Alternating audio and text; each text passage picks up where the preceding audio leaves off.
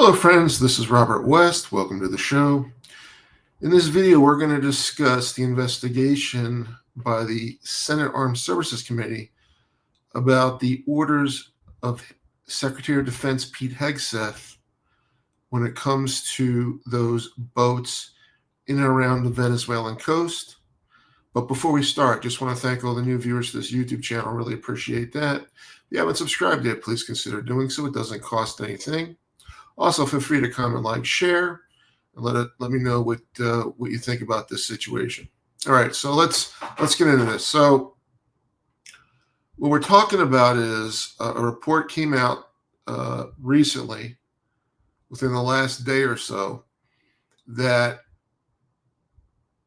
the order was given to strike this boat, and there was a couple of survivors hanging on to the wreckage of the boat. So they were alive. There's a couple of them.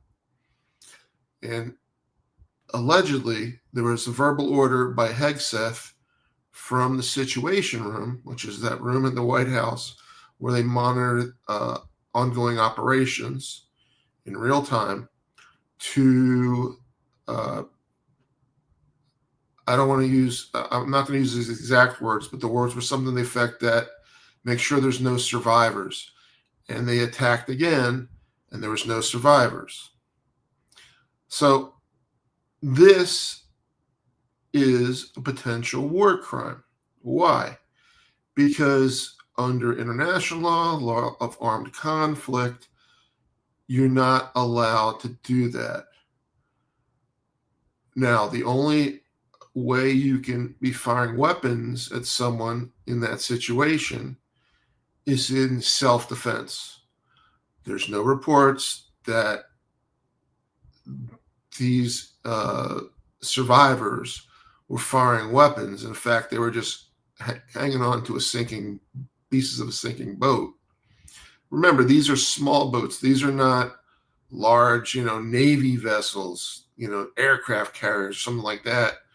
These are vessels that, maybe you have 4 to 6 people on. So one of those, they're very small, kind of like speedboats, a very small fishing boat. So that order to basically terminate the survivors is what we're talking about here. Now, question is what happens with that?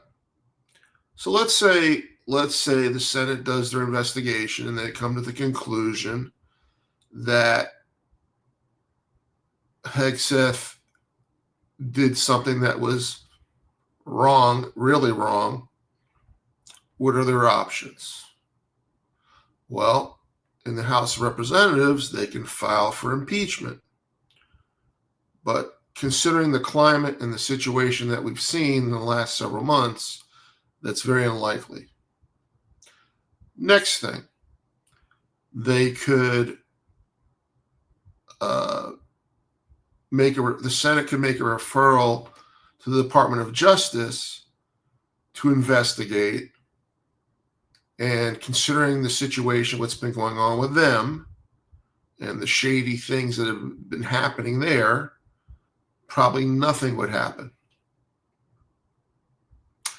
Even if the Department of Justice tried to prosecute Hegseth, I would say there's a high probability that Trump would pardon him. So you wouldn't have that. So it comes down to the last thing. The last thing is it gets before the International Criminal Court. They assign investigators, and then they basically indict Hegseth and anybody else involved. And when I say anybody else, it would be most likely the senior leadership.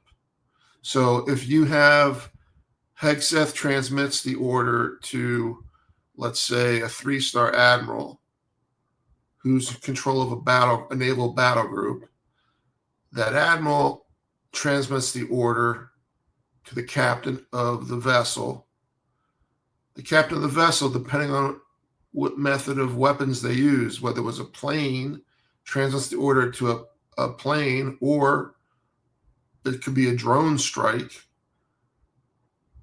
Those people in that chain could all be in a lot of trouble. And then it's a matter of, getting hands on them. Now, this administration, they would not turn Hegseth over. No way, no how. However, a different administration, absolutely. I wouldn't hesitate if I was president and it came across and this stuff happened. I wouldn't hesitate. I would definitely let Hegseth have his day in court. But certainly I would fire him on the spot if that's what came out. But that's, I wasn't elected president. I wasn't even elected dog catcher. So that's kind of irrelevant. But those are the things that could happen. What will happen, as with a lot of things with this administration, and a lot of these illegal orders, probably nothing. Probably nothing. But that's what Hegseth is being investigated for. So, all right, friends, thank you so much for watching. Hope you're having a good day. Again, if you haven't subscribed to this YouTube channel, please consider doing so. It doesn't cost anything. And feel free to comment, like, share. Let me know what your opinion is of this order. See you in the next video.